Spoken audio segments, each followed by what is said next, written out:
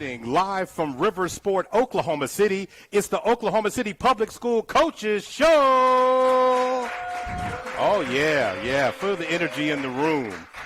We're live on OKC Sports Radio 105.3 and streaming live on PPBC TV.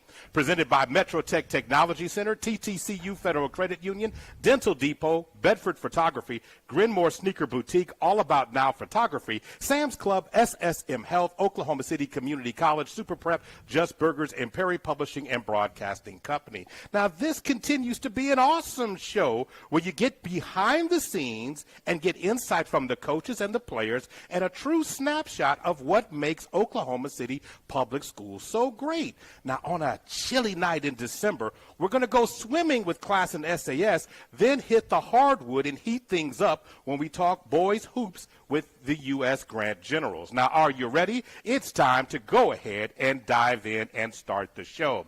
Welcoming to the table right now, I'm happy to have with me this class in SAS. Of course, when we talk about the Comets, they are so diverse in so many sports, and now we get to talk with them the sport of swimming.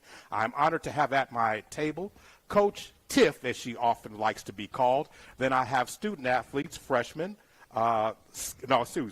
sophomore Scott Howell. Did I get that right? Yes. And of course, and I got freshman Lila Gulford. How's everybody doing tonight? Pretty good. That's good. So, all right. So, swimming, it requires a skill and mastering of breathing. So, Scout, talk to me a little bit about that process of learning how to do that and then excelling in so many different areas that requires you to do. Breathing in particular, you have to do a lot of drills to start out with. At practice with our other coach, Coach Gabe, we do full 25 yards underwater, sometimes trying to go as far as we can underwater, coming back up and just going back down, trying to limit our breathing, or they give us a certain amount in our strokes of how much we can breathe. And as time goes on and as you get faster or better, you just slowly do less and less, and so you really control that breathing. And then also learning your pace when you're breathing, because breathing adds time. So learning your pace when breathing for different races. Now, you sound like a veteran. How many years have you been, quote, in the water? Everybody says they can swim recreationally at times, but how many, when you decided to make this a sport, something you wanted to pursue, how long has that been? 10 years. 10 years. Okay, see, that's what that answer sounded like. So, okay, now the pressure is on you, Lila. You got to start telling me the same story. How did you master the art of breathing in this process, and then where did your tracks in the water begin? Okay, so breathing is like everyone can hold their breath underwater, but you just have to build up, like what Scout said, you just have to build up how long you can breathe underwater. And obviously I started out pretty slow, and I breathed like everyone, and I still, as Coach Tiff might tell you, I still breathe a lot. So I'm not the best at it, but it is just like a lot of like persistence and doing drills and stuff. All right, so, and again, how many years? I started in COVID, so 5, almost 6 years. Okay, 6 years of wanting to do this. So, Coach Tiff, assembling this basically uncharted waters, if you will, here. Mm-hmm. Oklahoma City Public Schools is once again stepping out and breaking new water, if you will. I'll stop the water puns here in a minute. They're just right there. I can't help myself. But in terms of, stepping out and creating this beautiful sport, we only really talk swimming or hear about it when, there is a prime athlete and it's the Olympics every 4 years. But you do hear about it on the collegiate level a lot more now than you used to. But high school, it's almost unheard of. So talk to me about this whole process with that. Right. So a lot of our swimmers do club, and, that transfers over, and they can take that with them to college. But now there's opportunity. Last year was our inaugural year starting out at class and having a swim team. And so our thought was, hey, we're going to grow it. And it definitely grew. We need more practice space. It's a numbers sport. You got to get points. So as long as we're getting PRs every time, then I think that it's wonderful. UConn has a huge team. Mustang, huge team. You just wouldn't think of it, right?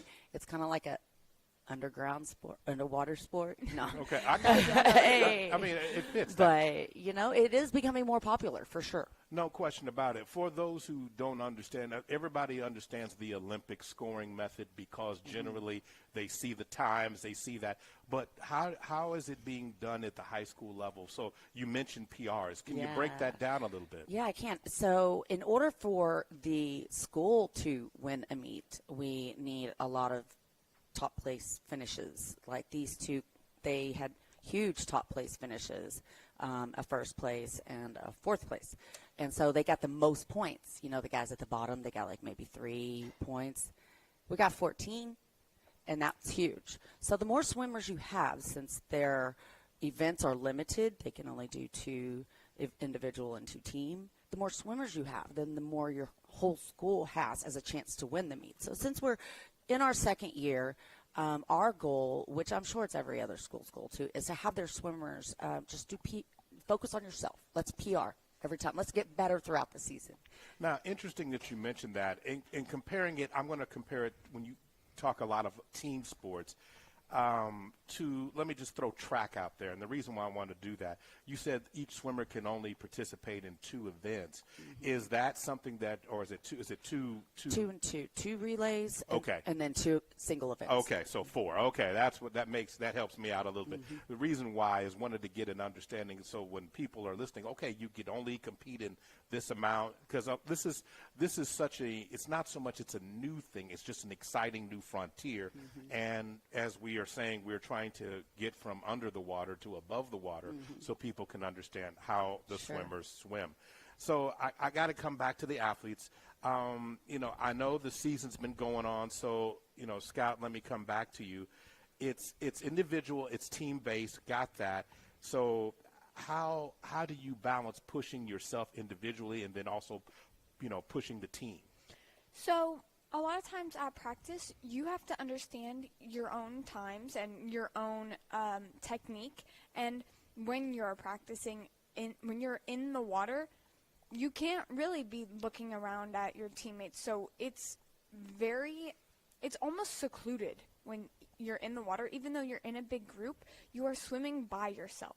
And when you're going through the water, you're focusing on your own technique so you know what to correct for yourself, and your coaches are also focusing on that for you. So they tell you what you can correct or help you out on. And then when we get outside of the water, that's when you can look around and help out your teammates, or they can help you and give you feedback. And especially the biggest team thing is relays. That just brings us so close together. We do a lot of them at practice near the end and always at meets, but just cheering on your teammates is a great way to connect, but also just, giving feedback and trying to help each other out. Lila, coming to you, what is the best advice Coach Tiff has given you so far? Let's see. I think it was my second practice with the team. She told me that I'm taking my eyes too much out of the water when I breathe. And I got a PR on my 50 whenever I stopped doing that after she told me. So I'd say that was the best advice. Okay, that was the best advice. All right. So, let me ask you this. What are you looking forward to as the season continues to progress? I'm looking forward to really just growing, and being with my teammates, because all my teammates are so, awesome. And just, I've never been on a high school team before, so just experiencing what it's like and getting to say in the future, oh, I swam on high school, and saying it was pretty good too, just being able to swim is such a pleasure. Okay, on a scale of 1 to 10, on the fish scale, where are you? Are you the human fish yet? 1 to 10. I mean, what would you say, Coach Tiff? What would you say? Oh, wow. Well, there's always room for improvement, but she is an excellent swimmer. Okay, all right. So we're working on that. Coming back to you, Scout, what do you like most about the meets so far? What has that been like? Me personally, I am a competitive spirit, and I always have been. I've been very competitive since I was very, very young. That's why I kind of started competitive swimming so young.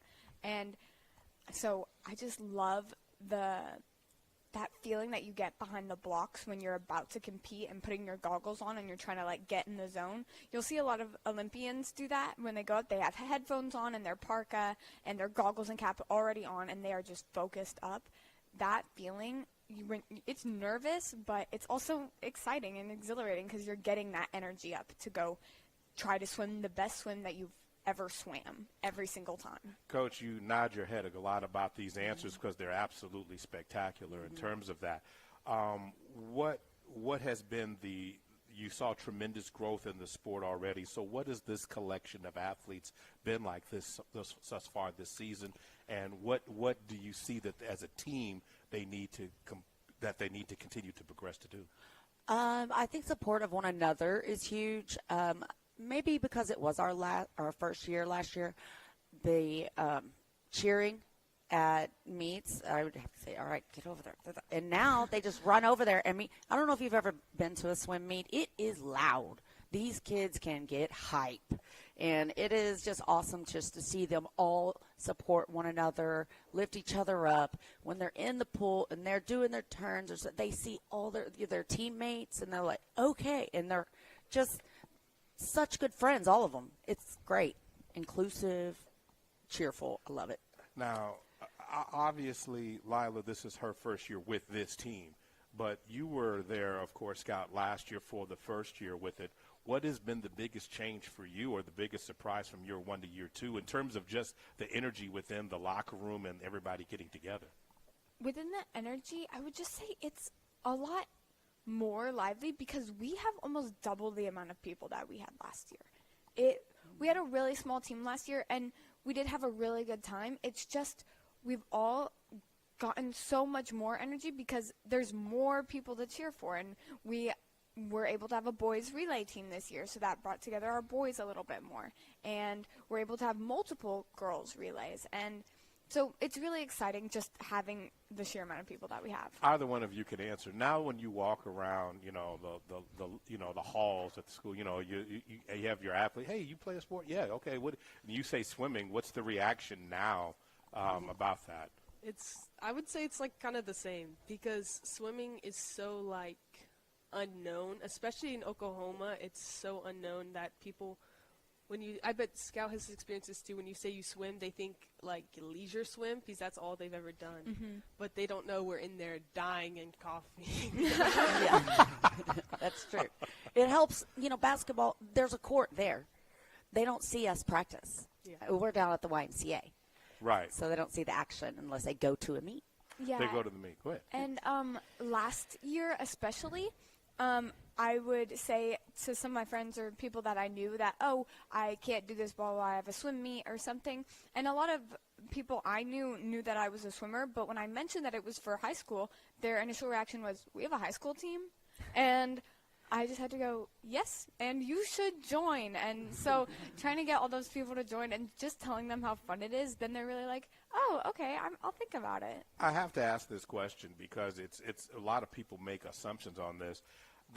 There is a difference between leisure or rec swimming and competitive swimming. Obviously, we've discussed that. But how many people really do know or don't know how to swim? Do we have any guppies that have come in basically that have had to learn to swim and then okay, all right, let me just let you go ahead and ripple that one. Go ahead. I think we had like 5 people who had zero, like they knew how to swim, but they didn't know how to swim like freestyle any events. And even just because we just started our season, we've only been to like 2 meets. Even in the first meet, you can tell how hard they've worked on getting to know how to swim. And like they came into it and they already knew it was going to be hard, but they did so well, and they're improving every day, and it's really cool to watch them improve. Coach, I mean, when you have a pool, and that's funny, but you have a pool of individuals who are willing to take, okay, one more pun, the plunge, and get into the water and learn to be comfortable in that. First learning to, they've been in the water, but learning to do that. That says a lot about the environment because oftentimes when you have a competitiveness, I'm embarrassed. I don't feel like I have what it takes to do it, but you're both telling me that we had 5 willing to step into the pool, and you embraced them, and that really listening to Lila said they've improved already. I mean, that's just saying a lot. Coach, what about that? I mean, because the common thing is, well, I don't know how, and so that restricts a lot of people just because of their lack of understanding. Sure. So with the ones that are new, they've got great teammates. A lot of them have been swimming for a while. And so they'll get in the middle of the pack and they'll just follow along. Here, the most important part as a coach is not only to perfect their different strokes and their technique, but it's to encourage them, and they'll look at me, I'm like, you're all right, you're gonna make it, keep going.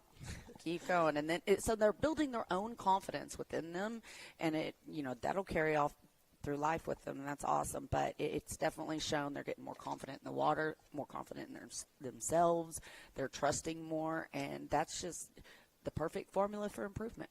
In terms of nutrition and physicalness, because a lot of folks say also if you're built a certain way, you're more streamlined to do swimming, but there's also the athletic part of this because you are using muscles, you are using a lot of different things for strengthening.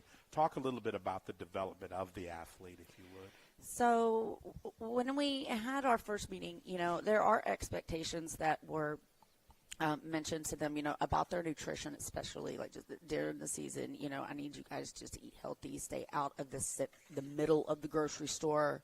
Let's just eat the things that are on the edge, like the meats and the cheeses, no processed foods, what you put in your body's energy. I mean, they've had that talk, and I don't see any of them hanging out with like a bag of gummy bears ever. I mean, swimmers are different athletes than typical athletes in a high school. They just got this mindset of they're pretty darn strict on one another, and they just kind of just do as they're told. Now, if giving them workouts through the holidays, that didn't work too well.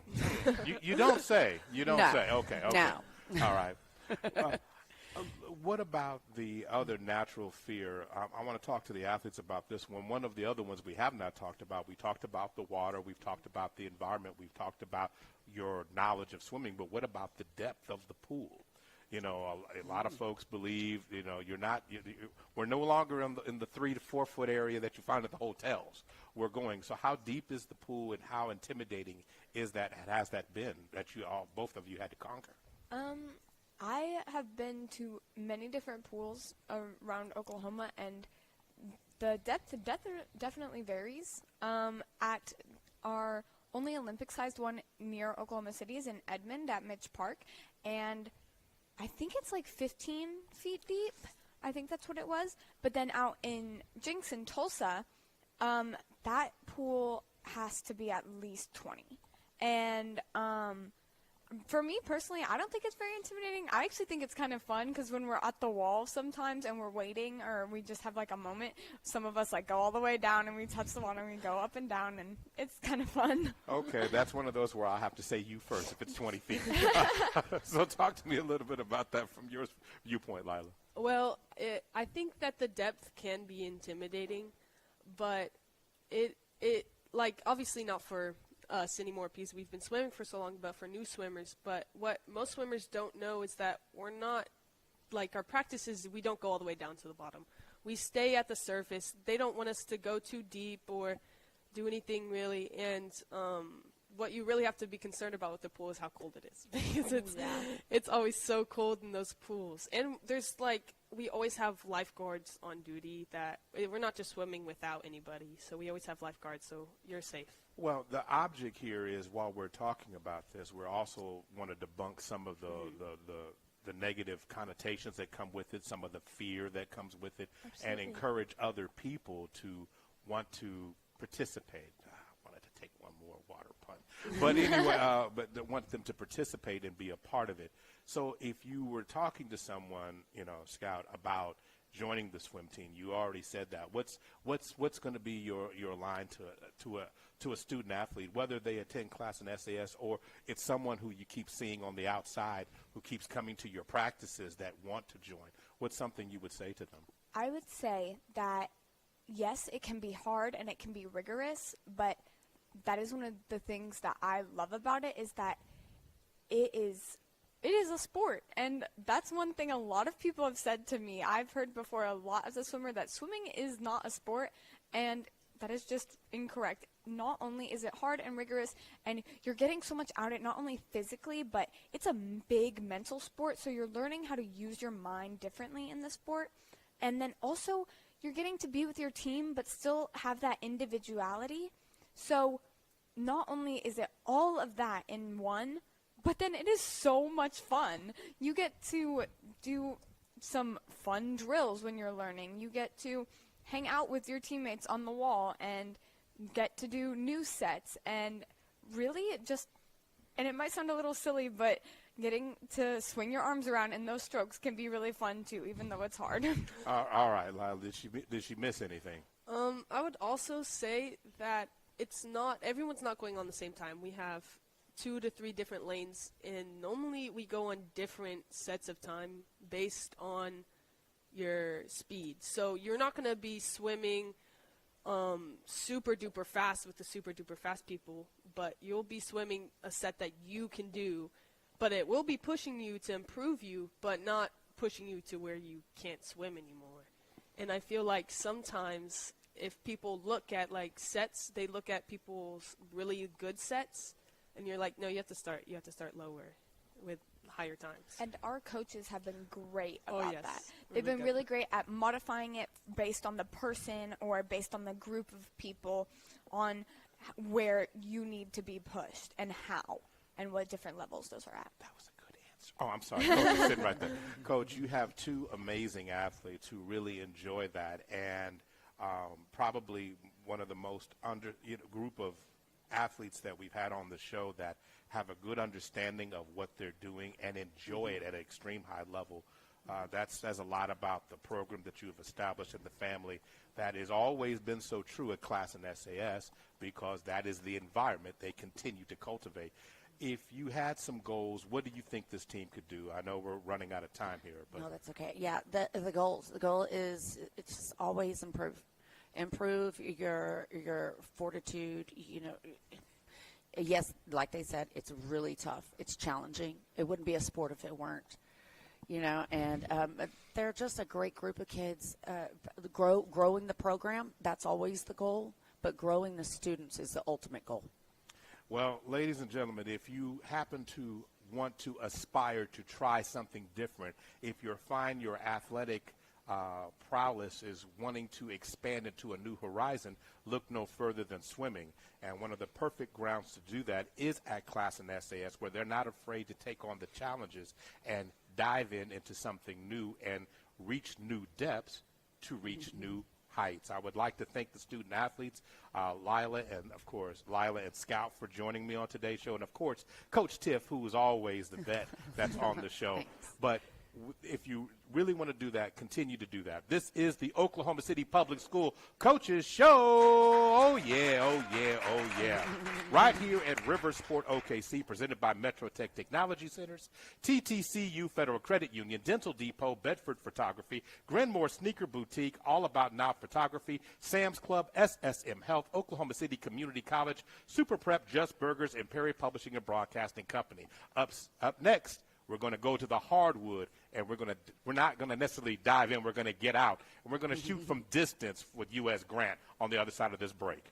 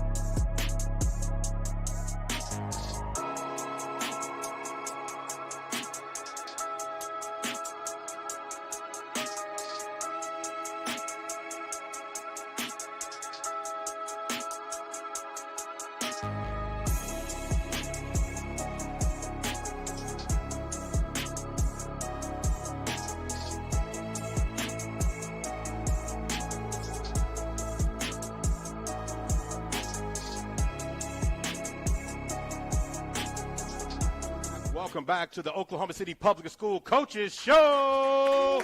Yeah. Time to get out the pool and start talking about hoops. Hoops take center stage, of course, at the end of November, then moving into December. And we always like to talk hoops. And there is something special on the brew happening on the south side of Oklahoma City. I am honored to have with me some players, student athletes, and I have a coach. And these guys, these are the ones that you guys have been clamoring about ever since Winter Sports Media Day, saying that you want some more. Okay. Now, if you really want to see it, you need to come see them play.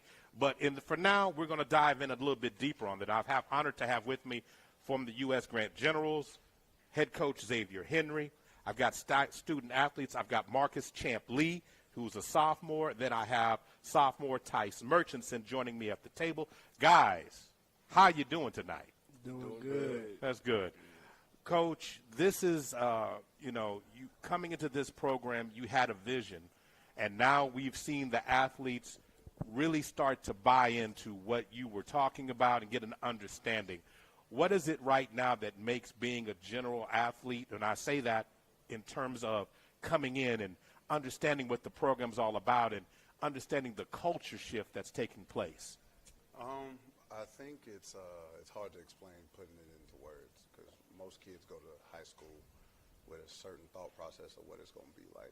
And my whole thing is if I was going to get back into basketball, I'm trying to help the kids that have chances or help kids that don't even realize what kind of chance they have in front of them to make the most of it. And so me, I'm not worried about games, not worried about attendance. And if they put in the hard work, everything else is a byproduct. You get everything that you want from this game. So my focus is literally every rep, every single time you lace up your shoes, you go as hard as you can.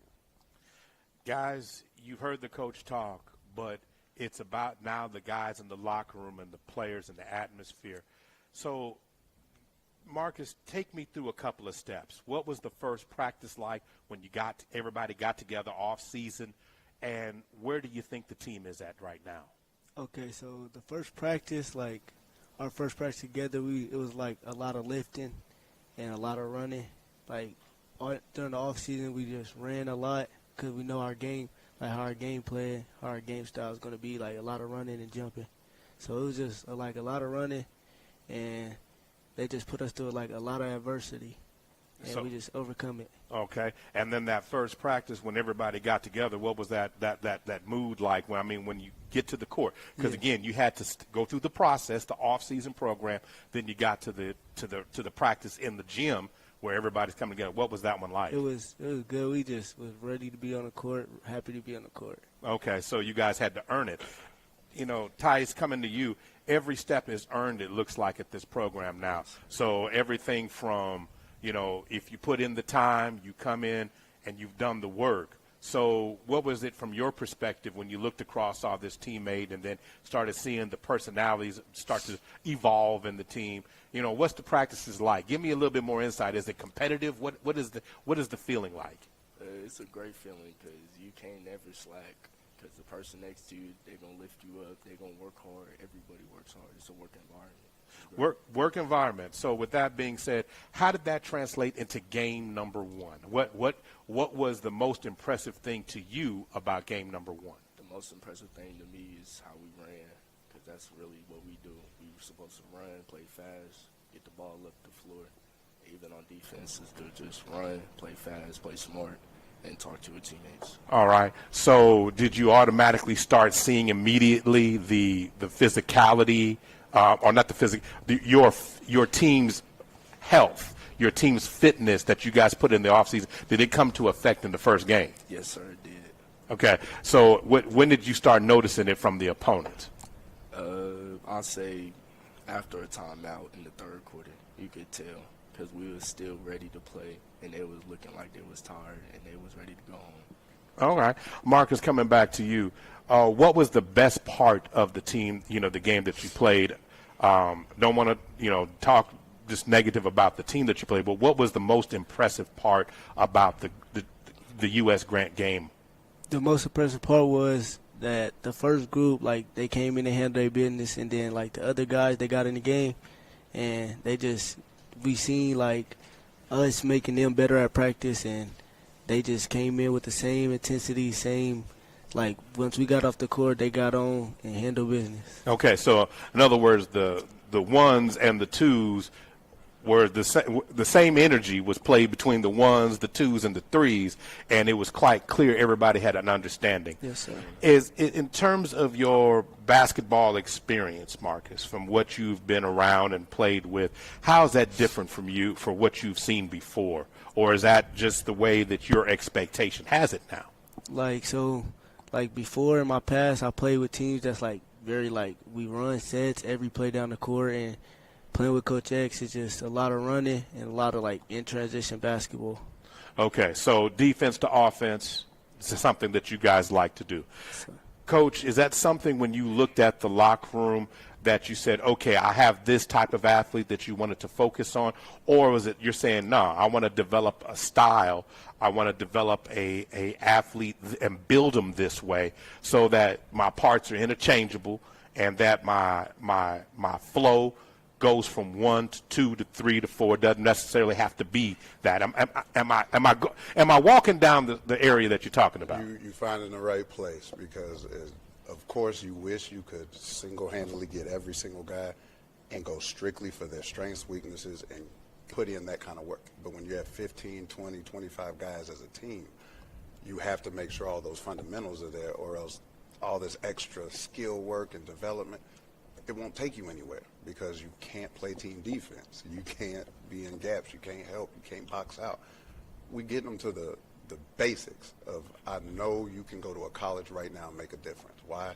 Because you can do all of these things at a very high level without scoring a basketball. You can be the loudest in the gym without scoring a basketball. You could be the best encourager on your team, making sure everybody's energy is still going the right way without scoring a basketball.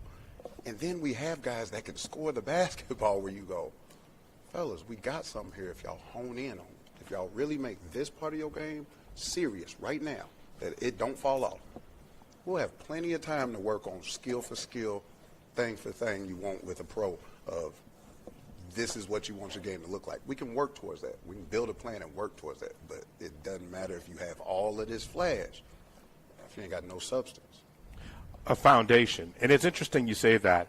I know everybody generally on the table is a Thunder fan. I mean, generally they're the local team, world champions. Jason J. Dub, who made his return, everybody's aware of that, made a comment that stuck with me, and I've been wanting to ask it. And so once I saw your name come across, say, Coach, I'm gonna come to you first, and I really want to get the athlete's response to this. Is J. Dub says you only really are worried about offense 5% of the time. He said 95% of the time it's about everything else.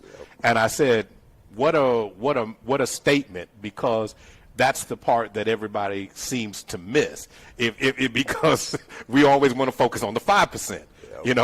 You're a shot maker, and you being in the league, having history like that, and you're nodding your head tells me that you knew exactly what he's talking about. It's true. It's 100% true, because you can get yourself in the door by having some offense.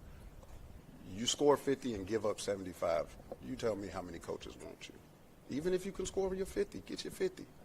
But if you're going to give up 75, how you going to help me? How you going to help anything that we got going on if they're playing the right way, if they want to actually give these kids a chance? After high school, you give them every tool in the book, so that way when they leave high school without you, they can stand on their own. They can go somewhere and they know how to play. They know how to get down. It's not do I come out to compete today? We had to get that out you every day. Every chance you see somebody lining up across them, it's competition time. It's mano y mano. Somebody got to win the day. I'm going to try to win every action I can. I start thinking about little actions. He ain't even dressed all the way up to the knot. Coach, my shirt tucked in. Let that coach know you ready to go. He doesn't have to, you think such and such want to play. He see you looking back at him like this. I'm ready whenever. If he called my name, he going to know. It's not an accident that I just went out there and did well.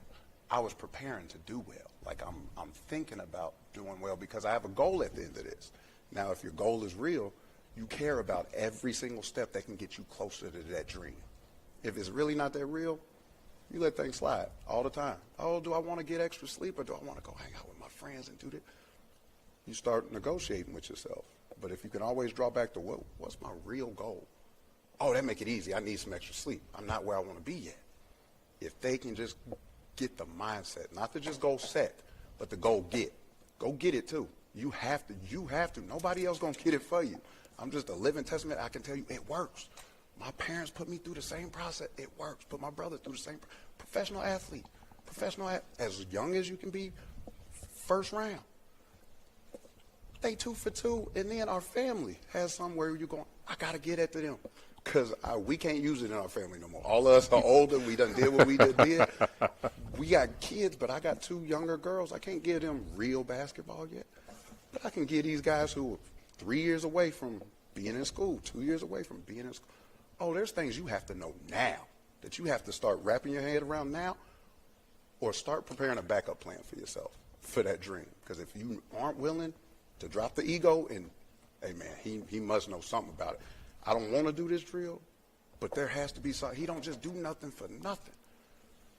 Then once they do that, now you done took the step 95% of kids won't take of, I'll be uncomfortable every single day till I get there. I don't care about being comfortable without the dream. I'd rather be at the dream. Now I can worry about if it's comfortable or not. But I want to get there. I want to at least get there and taste it before I start going, I don't really feel like doing that. Right. That's how many people played in the league. So many people made that decision, go, I don't really feel. That's how you get 5,000 dudes since the beginning of time playing that one league. That's crazy. All That's of us still start from the same place. That number still is stifling because most people think that the NBA's had just tremendous amount of athletes. But that's a conversation for another day. Yeah. Coach, I'm taking you down another street. So let me come back to you, Marcus. You know, when we start talking about communication right now, everybody has to know where they need to be communication-wise. How was the communication game 1, and how does it need to improve in game 2? Okay, so the communication was we were very silent at first, but then once Coach called timeout, he told us we're not talking as much as we do. Like usually we start talking more, we start seeing the results, start getting steals, everybody start rotating. If you don't have communication on the court, then you don't have anything. Tice, how have you improved, you would say, from last year to this year, freshman to sophomore? What's been the biggest improvement in your game? The biggest improvement in my game from my freshman year to my sophomore year has been my mindset change. My freshman year, it was up and down, but coming to Coach X, it flipped. He got me right where I needed to be. Okay, fair enough. So has that been his challenge for you individually? Yes, sir. And how do you feel you've responded? Pretend he's not there. I feel like I responded pretty good. I know that's kind of hard to do. He's like, man, that's unfair, man. Don't ask me if my coach is there, man. Don't disrespect my coach. I understand that.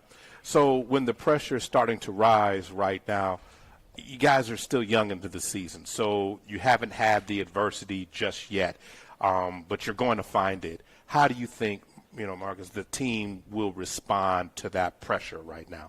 I feel like we'll just stay poised.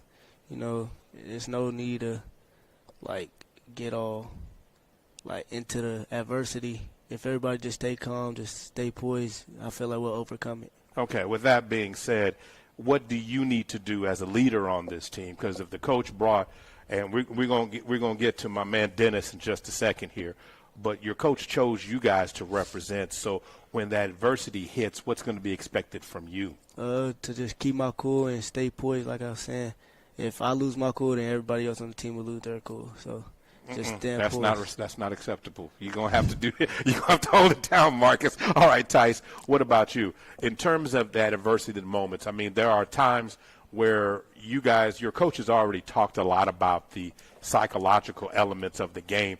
So it's not always about shot making, but if there's a mistake that's made, you said you had to go through some ups and downs. How do you believe you're going to handle those tough moments this year? I think I'm going to handle it pretty good because I'm going to look at the dude beside me, all the work we put in together, all the running on the track, all the weight vests. We're just going to look at each other and we're going to get it done. Just going to get it done. I like that. Coach, Tice, if you won't mind, let me get Dennis in here so we don't run out of time real quick. Dennis, you got to get over here because I'm coming straight to you right out the timeout. But in the meantime, I'm going to talk to Coach X one more time. Coach, in terms of goals from this team, you've already really expanded upon. You wanted to change the culture and the mindset of how the athlete participated and went about getting ready for this season. But each game, you're looking at film. Tomorrow you guys have a game against UConn. What are some things you want this team to do in that game? Again, it's not about what we're doing in late November, early December. It's about playing our best ball come March. So what did you tell them about UConn? Really, for us, it's not so much game planning against another system, another team, another whatever.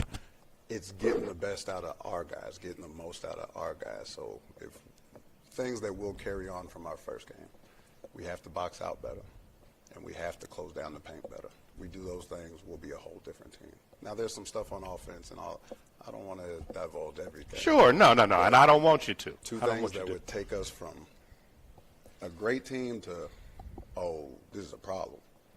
If we rebound and if we close down that paint, it's going to be tough. All right. So I fresh out the timeout, Dennis King, also the sophomore, joins the table. Good evening to you, Dennis. How you doing? I'm doing all right. So what was it about your game from last year to this year that you wanted to improve? Really my offense, because last year I couldn't really score the ball like that. And then after I went through the workouts, me running down the court, me looking up while I'm dribbling the ball, I could find open people and finally get the score on open possessions. So your confidence has improved from that last year. Okay, I see that.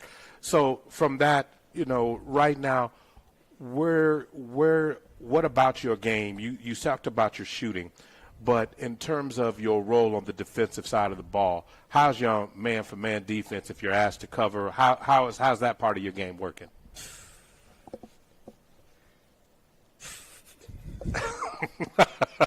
All right.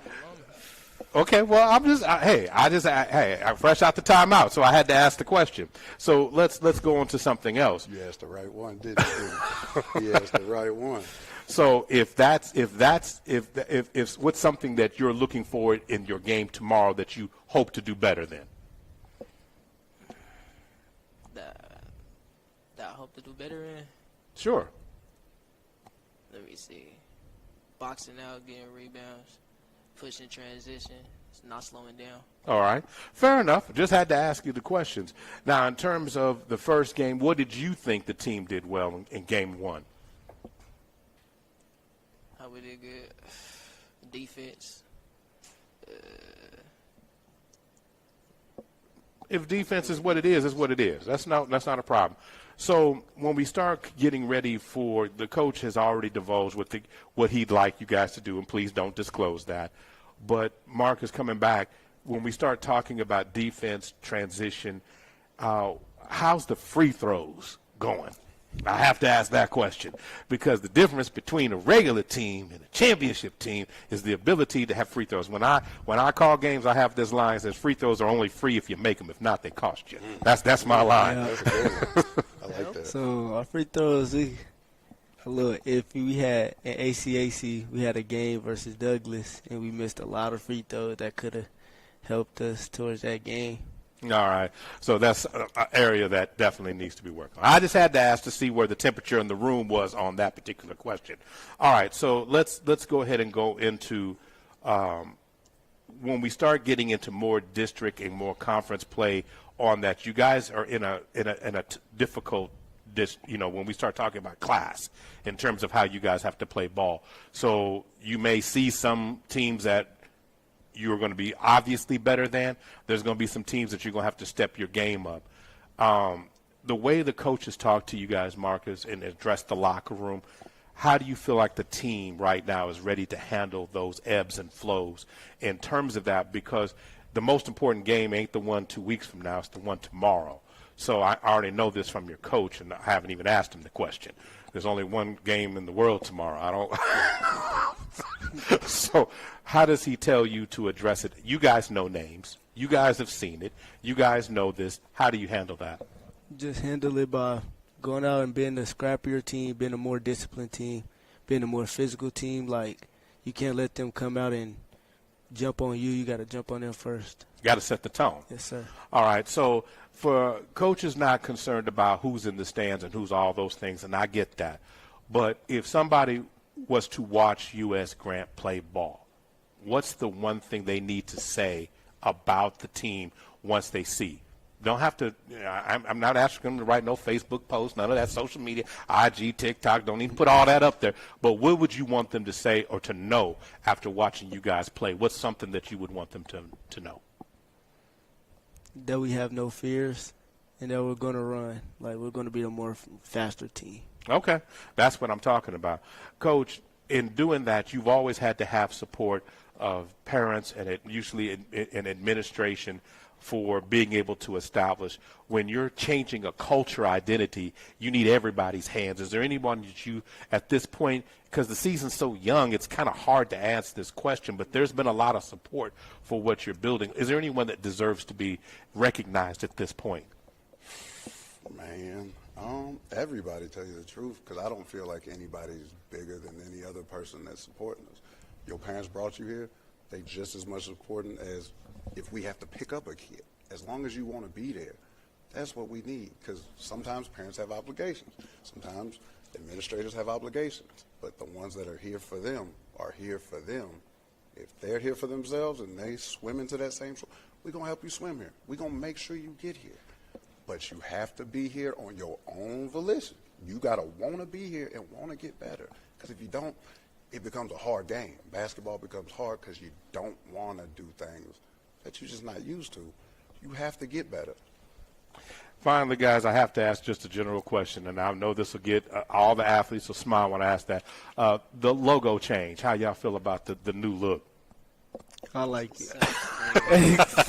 Okay, so I said at least I got something there, of course, from Dennis. I got you to smile a little bit. I mean, other than that, you've been all about business since getting at the table. So I just want to encourage anyone that if you have the desire, you have the drive, you have the want to, then you can be a part of what's happening at Grant. The reason why I said that is don't come here just because you thought they needed you. No. They want you here because you want to be here, that you're willing to put in the work to earn the stripes, to put on the jersey, to get on the court. And if you're interested in doing the work, the payoff will be what the payoff is. What that will be, I'll leave that to the X-Man and Coach X to talk about that later on, but we ain't got time for that on this show.